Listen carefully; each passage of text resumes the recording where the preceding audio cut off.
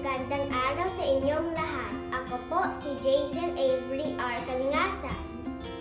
Magbibigay impormasyon tungkol sa pisikal na katangian ng mga lalawigan sa Rehiyon 4A Calabarzon, lalo na sa lalawigan ng Batangas.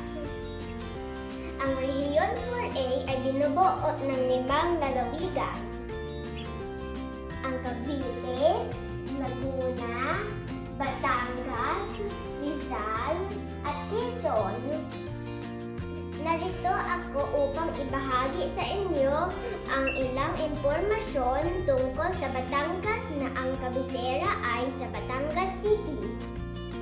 Ang lalawigan ng Batangas ay may populasyon na 2,908,494. Ito ay matatagpuan sa timog kanluran ng Calabarzon.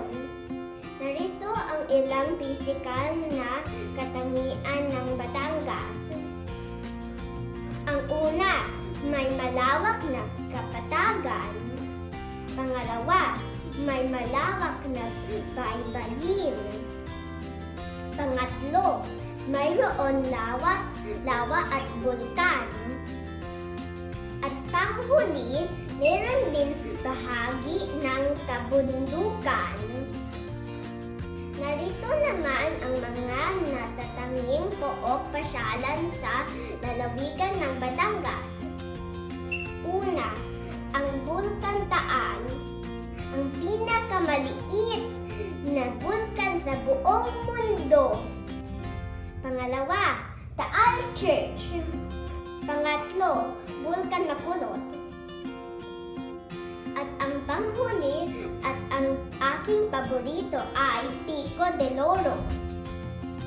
Kahit naharap ang ating bansa sa pandemya, huwag natin kalimutan na kailangan pa rin paalagaan at bigyan halaga at ang lugar na kinabibilangan.